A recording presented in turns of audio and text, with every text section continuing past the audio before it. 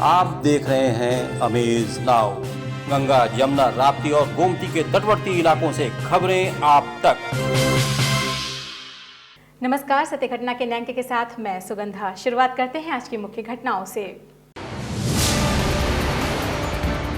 Corona के बढ़ते खतरों का जायजा लेने निकले एडीजी जोन गोरखपुर, बिना मास्क घूम रहे नगरवासियों का हुआ चालान।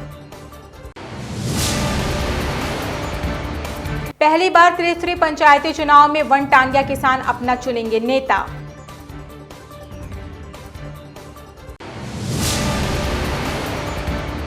निजी विद्यालय के प्रबंधक संघ के प्रदेश अध्यक्ष ने विद्यालय बंद होने पर सरकार के प्रति प्रकट किया रोष।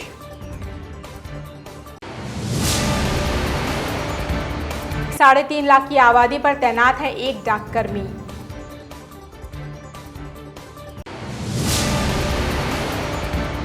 संत कबीरनगर गांव के करीब यदि बूथ नहीं बना तो ग्रामीण कर सकते हैं पंचायती चुनाव का बहिष्कार। संत कबीरनगर जिले में भूसा बनाने की मांग को लेकर ग्रामीणों ने किया प्रदर्शन।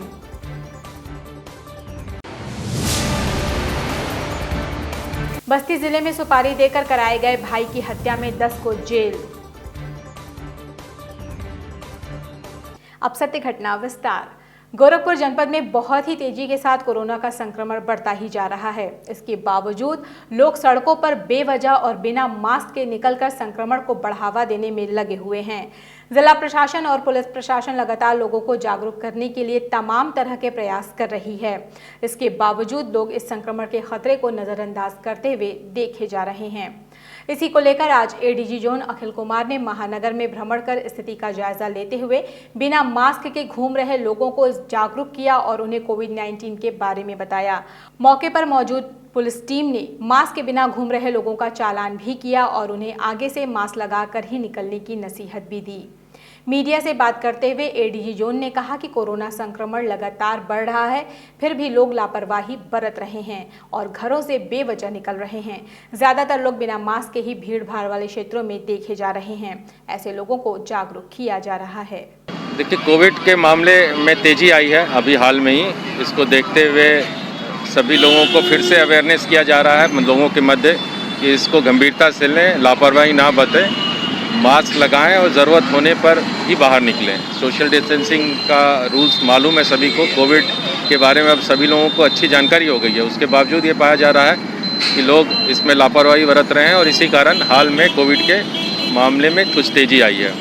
उसको वापस से जनता के बीच में अवेयरनेस लाने के लिए हम लोगों ने ये अभियान फिर से शुरू किया है कि जो लोग सार्वजनिक स्थानों पर बिना मास्क के घूमते हुए पाए जा रहे हैं उनको सचेत किया जा रहा है, उनका चालान किया जा रहा है। चरगांवा विकास खंड के जंगल तिकोनिया नंबर 3 मुख्यमंत्री राजस्व गांव वनटांगिया के मतदाता पहली बार त्रिस्तरीय पंचायती चुनाव में हिस्सा लेते हुए ग्राम पंचायत प्रधान, क्षेत्र पंचायत सदस्य व ग्राम पंचायत सदस्य के पद पर अपनी वनटांगिया गांव से अपना नेता चुनेंगे। सन 1918 से यहाँ के लोग वन मानव के रूप में अपना जीवन यापन वनों में टांगी यानी कुल्हाड़ी चढ़ाकर और लकड़ी पत्ते तोड़कर किया करते थे। प्रदेश में योगी सरकार बनने पर 17 अक्टूबर 2017 को मुख्यमंत्री द्वारा राजस्व गांव का दर्जा दिया गया।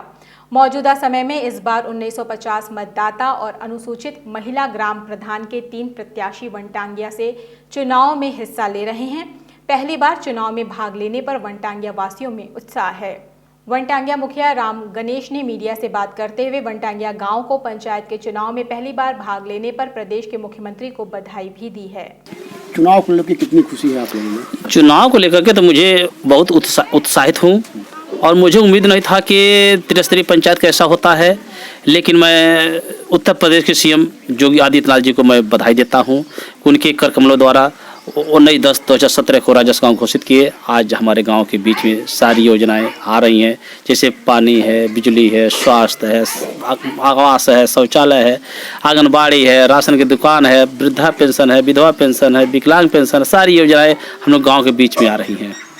पादरी बाजार के जंगल सालिकराम स्थित पोस्ट ऑफिस में एक डाककर्मी ही तैनात है, जबकि जंगल तिकोनिया नंबर 1 व 2, जंगल हकीम नंबर 1 व शिवपुर शहबाजगंज जंगल माता दीन के सैकड़ों टोलों के 3,50,000 ग्रामीण व शहरी इस पोस्ट ऑफिस की सेवा से जुड़े हैं, जिसे लेकर स्थानीय पार्षद सरोज सिंह ने प्रवर डाक अधीक्षक को कर्मचारी बढ़ाने के लिए पत्र लिखा है। एक ही कर्मचारी होने से हो रही समस्या पर मौके पर मौजूद डाककर्मी ने मीडिया से वार्ता के दौरान डाक के समय वितरण न हो पाने की समस्या बताई।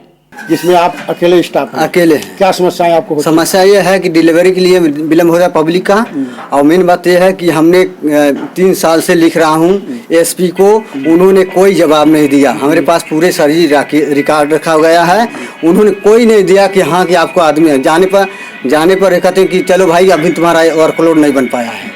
लगभग 13 माह से बंद चल रहे निजी विद्यालय की वजह से विद्यालय के प्रबंधक व शिक्षक आर्थिक त्रासदी के शिकार हैं। उन्होंने समय समय पर जिला प्रशासन के माध्यम से मुख्यमंत्री को ज्ञापन भेजकर विद्यालय बंद होने का विरोध करते हुए निजी स्कूलों के शिक्षकों के आर्थिक त्रासदी से आए दिन हो रही आत्महत्या की घटना से अवगत कराया है। इस बाबत मीडिया कर्मियों से वार्ता करते हुए राष्ट्रीय विद्यालय प्रबंधक संघ के प्रदेशाध्यक्ष डॉक्टर गोस्वामी गौरव भारती ने निजी स्कूलों के शिक्षकों को मानदेय देने की सरकार से मांग की है। मैं आपको बताना चाहूँगा, समस्याओं की तो इंतहा हो गई है। आप विगत 13 माह से विद्यालय बंद है। कोई भी व्यक्ति होगा अगर 1 माह से उसकी आय रुक जाती है तो उसके घर का सारी व्यवस्था चौपट हो जाती है। हमारे 13 माह से बंद है। अब समस्याओं को एक एक करके मैं गिनाता हूँ। सर्वप्रथम शिक्षा का जो हास हो रहा है, जो शिक्षा खत्म हो रही है, उस शिक्षा की तरफ किसी का ध्यान नहीं है। शिक्षा के विकास में निजी स्कूलों का जो योगदान है, 80% जो शिक्षा है उसको हमारे निजी स्कूल ही संचालित करते हैं, किंतु आज वही उपेक्षित हैं। और उनकी उपेक्षा का ये परिणाम है कि आज हमारे शिक्षकगण, हमारे शिक्षकोत्तर कर्मचारी जो हमारे यहाँ कार्य करते हैं, आज वो भुखमरी के स्तर पर आ गए हैं। लोगों ने कर्जे ले लेके अपने जीवन यापन किसी तरह गुजारे हैं। प्रबंधकों ने यहाँ वहाँ से कर्जे लेके अपने संपत्तियों को बेचकर स्कूल का संचालन किया है, किंतु आज 13 माह के बाद स्थिति आ गई है, न तो अब बेचने के लिए कुछ रह गया है, न तो कर्जा कहीं से लेने के लिए रह गया है। ऊपर से कर्जदार दिन आए दिन हम लोगों को परेशान कर रहे हैं, बेइज्जत कर रहे हैं। परिस्थितियां आत्महत्या की तरफ जा रही हैं, परिस्थितियां गलत रास्ता अपनाने की तरफ हम लोग को प्रेरित कर रही हैं, किंतु शासन से बार बार मांग करने के बाद शासन हम लोग की कहीं कोई सुनवाई नहीं कर रही है। अभी वक्त हो चला छोटे से ब्रेक का, कहीं जाइएगा नहीं, मिलते हैं ब्रेक के बाद। शुगर एंड चिली लाया है होली का धमाकेदार offer, big Holi sale. Sugar chilli अब आ गया है आपके घर तक। घर बैठे ही पाइए आटा, बेसन, दलिया, मैदा, सूजी के हर तरह के सामानों में 50% से भी ज्यादा डिस्काउंट। तो देर किस बात की, जल्द अपना फोन उठाएं और प्ले स्टोर से sugar and chili app download करें और पाएं आकर्षक इनाम। Offset printing, flex and digital printing, radium, glow shine board and vinyl print, steel letter, acrylic letter board, wedding album, social media advertising, cinema, LED, paper advertising, cinematic video mixing lab, candid and cinematic photography and videography के लिए संपर्क करें Shri Ashtavinayak advertiser and media solution, Pratap market, cinema road, Golghar, Gorakhpur. Mobile number 9665631022। Break के बाद आपका स्वागत है। बढ़ते हैं शेष खबरों की ओर। दीनदयाल उपाध्याय गोरखपुर विश्वविद्यालय के 39वें दीक्षांत समारोह सप्ताह के उपलक्ष्य में विश्वविद्यालय स्थित दीक्षा भवन के वाणिज्य संकाय द्वारा कन्वोकेशन लेक्चर का आयोजन किया गया। इस कन्वोकेशन लेक्चर में आत्मनिर्भर भारत अभियान शीर्षक पर गहन चर्चा की गई। इस लेक्चर में बतौर मुख्य वक्ता सौराष्ट्र यूनिवर्सिटी के प्रोफेसर आलोक चक्रवाल वर्चुअल रूप से उपस्थित रहे, जिन्होंने आत्मनिर्भर भारत अभियान शीर्षक पर अपने विचार भी रखे। हमारे संवाददाता से बात करते हुए गोरखपुर विश्वविद्यालय के वाणिज्य विभाग के प्रोफेसर अनिल कुमार यादव ने बताया कि इस परिचर्चा में आत्मनिर्भर भारत अभियान शीर्षक पर गहन चर्चा की गई। ये दीक्षांत समारोह 39वें दीक्षांत समारोह विश्वविद्यालय के चल रहे हैं, उसी के अंतर्गत ये वाणिज्य संकाय द्वारा आयोजित कन्वोकेशन लेक्चर है, जो यहाँ के वाणिज्य विभाग द्वारा आयोजित किया गया है। इसमें आज जो कन्वोकेशन लेक्चर दे रहे हैं वो प्रोफेसर आलोक चक्रवाल जी सौराष्ट्र यूनिवर्सिटी से हैं, प्रोफेसर कॉमर्स के। इनका जो स्पीच है, भाषण है, वो आत्मनिर्भर भारत अभियान पर चल रहा है। देवरिया जिले के मैल थाना क्षेत्र के नरियाव गांव में पंचायती चुनाव के दौरान दावत में बुलाकर एक युवक की दबंगों ने पीट कर हत्या कर दी। देवरिया जिले के मैल थाना क्षेत्र के नरियाव गांव में उस समय सनसनी फैल गई जब पंचायती चुनाव को लेकर दावत पानी के दौरान गांव के कुछ दबंगों ने 35 वर्षीय गुलाब पाल की लाठी डंडे से पीट कर हत्या कर दी। बताया जाता है कि गांव के ही राम मिलन व श्रीनिवास नाम के ग्रामीण दावत के नाम पर बुलाकर ले गए और किसी बात को लेकर लाठी डंडे से पीट कर मौत के घाट उतार दिया। इस संबंध में मृतक युवक के पिता ने भी इस बात की पुष्टि की है। वहीं इस घटना की सूचना मिलते ही पुलिस अधीक्षक डॉक्टर श्रीपति मिश्रा ने भारी मात्रा में पुलिस बल के साथ मौके पर पहुंचकर घटना में शामिल आरोपियों को गिरफ्तार करने का आदेश दिया है।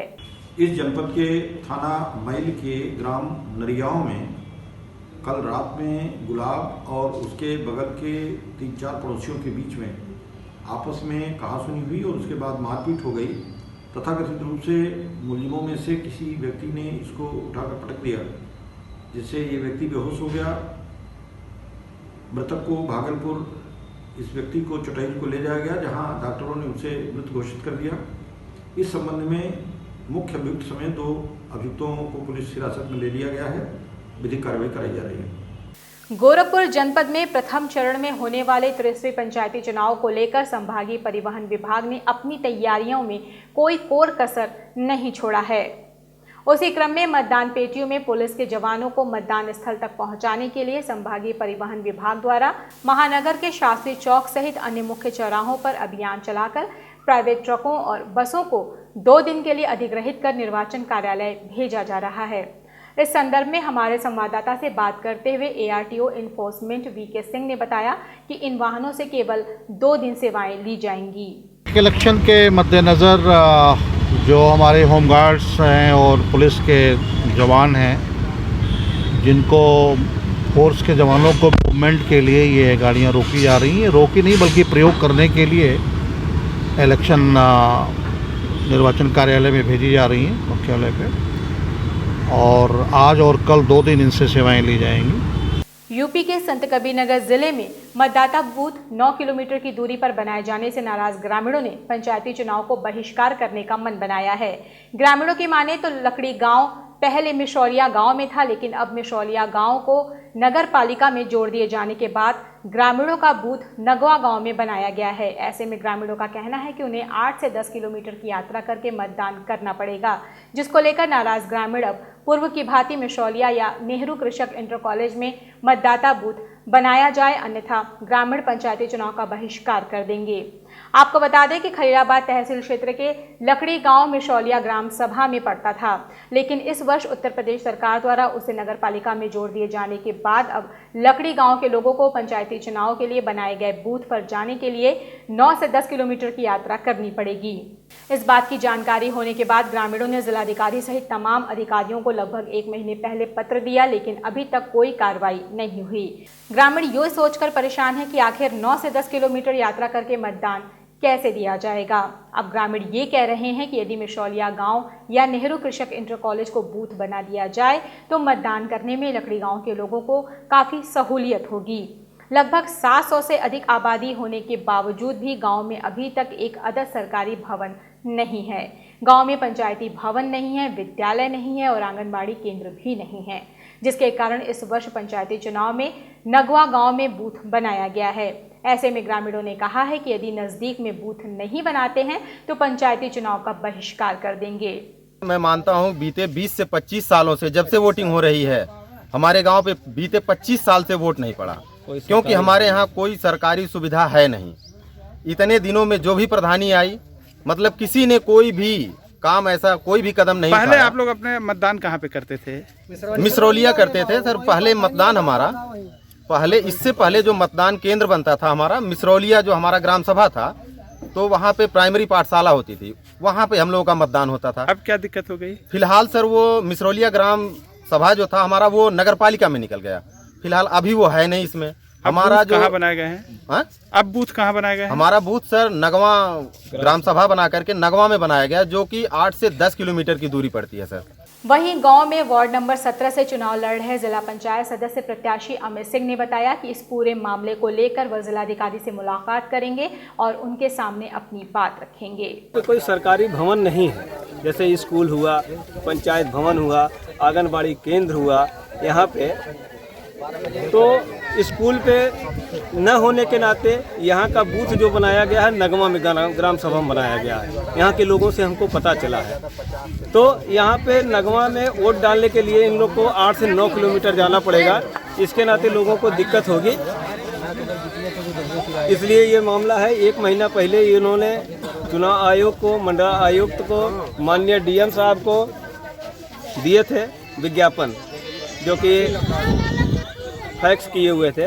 उसका कोई जवाब निस्तारण न होने के नाते यहाँ पे भीड़ इकट्ठा हुई है कि अगर हमारा मतदान केंद्र हमारे लकाड़ी ग्राम सभा में नहीं बनाया जाता है तो हम वोट नहीं डालने जाएंगे। यूपी के संत कबीर नगर जिले में जिला प्रशासन के द्वारा आगजनी की घटनाओं को रोकने के लिए भूसा बनाने पर पूरी तरह से रोक लगा दिया गया है। ऐसे में अब भूसा न बन पाने के कारण किसान काफी चिंतित हैं और अपने जानवर को लेकर काफी परेशान भी हैं, जिसको देखते हुए अमावा गांव के सैकड़ों लोग आज अपने खेत के पास खड़े होकर भूसा बनाने की मांग को लेकर जमकर प्रदर्शन किया और जिला प्रशासन से मांग की है कि खेत कट जाने के बाद भूसा बनाने का आदेश दें। आपको बता दें कि खलियाबाद तहसील क्षेत्र के अलावा गांव में किसान की गेहूं की फसल कंबाइन से कट जाने के बाद अब उनके सामने अपने जानवरों को लेकर काफ़ी चिंता उन्हें सताने लगी है। किसान एक तरफ परेशान है कि मौसम खराब हो गया या किसी ने गेहूं की डांट को फूंक दिया तो उनके खेतों में खड़े खड़े डांट जलकर बर्बाद हो जाएगी और उनके जानवरों के लिए भूसे का प्रबंध नहीं हो पाएगा। किसानों के जानवर यदि भूसा नहीं खाएंगे तो उनके खेतों का क्या होगा। फिर से जुताई बुआई न हो पाने की दशा में किसानों के सामने भूखमरी की स्थिति पैदा होने वाली है। किसानों की मांग है कि जिला प्रशासन उनके खेत कट जाने के बाद उन्हें भूसा बनाने का आदेश दें। हमारा प्रदर्शन करने का मामला ये है कि हमारी फसल कट चुकी है, हम लोग के पास जानवर हैं, भूसे की हमें सख्त ज़रूरत है क्योंकि भूसा हम लोग का खत्म हो चुका है। इसके लिए आप सभी से अनुरोध है कि भूसा बनाने की मशीन को चालू करवाएं और उसके बाद में क्योंकि किसी कारण आग लग जाएगी तो हम लोग को जानवर रखने में तकलीफ होगी। 1 साल के लिए हम लोग फिर खाने का तो व्यवस्था अपना कर सकते हैं, लेकिन जानवर को खिलाने का कहां से व्यवस्था करेंगे। गोरखपुर जनपद में प्रतिदिन कोरोना संक्रमितों की संख्या में इजाफा होता जा रहा है और स्वास्थ्य महकमा उतना ही तेजी से कोविड-19 का एंटीजन और RT-PCR द्वारा लोगों का परीक्षण भी कर रहा है। लेकिन गौर करने की बात यह है कि जो लोग अपने परीक्षण कराने जिला अस्पताल स्थित निःशुल्क कोविड जांच केंद्र पर आ रहे हैं वो सोशल डिस्टेंसिंग को ताक पर रख अन्य दूसरे लोगों को जोखिम को बढ़ावा देने का काम कर रहे हैं। आप तस्वीरों में साफ देख सकते हैं कि लोग किस तरह से एक दूसरे से सट के खड़े हैं। हालांकि जांच केंद्र पर मौजूदा स्वास्थ्यकर्मी लोगों से बार बार सोशल डिस्टेंसिंग का पालन करने की अपील करते रह रहे हैं। हमारे संवाददाता से बात करते हुए जिला अस्पताल के SIC डॉक्टर अभय चंद्र श्रीवास्तव ने बताया कि जो लोग जांच में पॉजिटिव पाए जाते हैं उन्हें कोरोना गाइडलाइंस के तहत होम आइसोलेशन की सलाह दी जा रही है।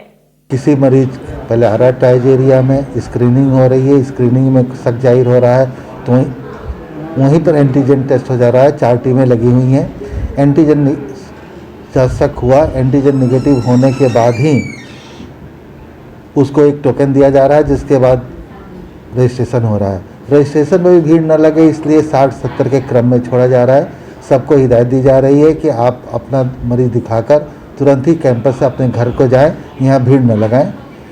बस्ती जिले के मुंडरवा थाना क्षेत्र में हुए युवक की हत्या का SP ने खुलासा करते हुए हत्या में शामिल 10 लोगों को अरेस्ट कर जेल भेजने की बात कही है। आपको बता दें कि कटनैया नदी में बीते 4 अप्रैल को युवक का शव मिला था। युवक की पहचान लालगंज थाना क्षेत्र निवासी बद्रे आलम के रूप में हुई थी। मृतक के पिता की तहरीर पर पुलिस ने मुकदमा दर्ज किया था। पुलिस ने जब मामले की तहकीकात शुरू की तो चौंकाने वाला मामला सामने आया।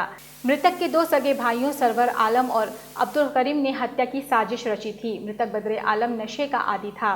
कई बार NDPS एक्ट में वह जेल भी जा चुका था। शराब के नशे में अक्सर घर पर बवाल किया करता था।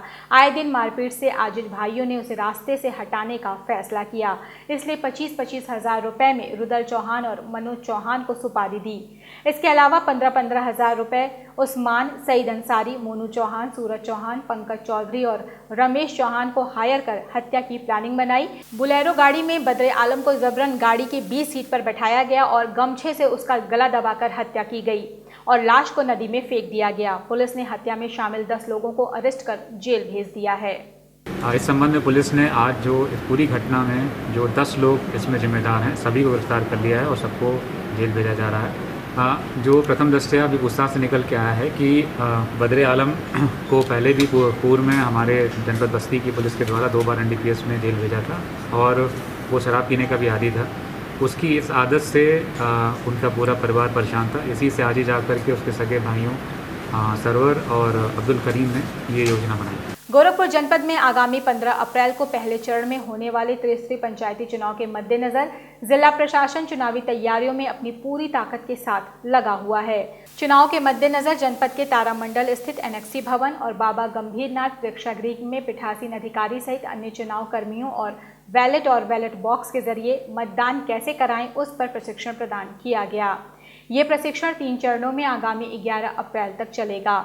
इस प्रशिक्षण में बतौर प्रशिक्षक डाइट के प्राचार्य भूपेंद्र कुमार और PWD से मनोज कुमार गुप्ता मौजूद रहे। ट्रेनिंग के दौरान वहां पर मौजूद कर्मचारियों द्वारा प्रशिक्षण लेने आए कर्मचारियों का थर्मल स्क्रीनिंग के साथ साथ सोशल डिस्टेंसिंग बनाए रखने की भी अपील की जाती रही। पेटिका को एजेंटों को बुला के सबके सामने उनका दस्तखत इत्यादि लेकर उसको सीलिंग की कार्रवाई कर देंगे, बंद कर देंगे। सत्य घटना में ये थी अब तक की खबरें। तेज सटीक और ताज़ी घटनाओं को जानने के लिए जुड़े रहें अमेज नाउ के फेसबुक पेज, यूट्यूब चैनल और वेब पोर्टल से। इस संग में बस इतना ही। अगले अंक में आपसे फिर से होगी मुलाकात। तब तक के लिए हमें इजाज़त दीजिए। नमस्कार। आप देख रहे हैं अमेज नाउ। गंगा, यमुना, राप्ती और गोमती के तटवर्ती इलाकों से खबरें आप तक।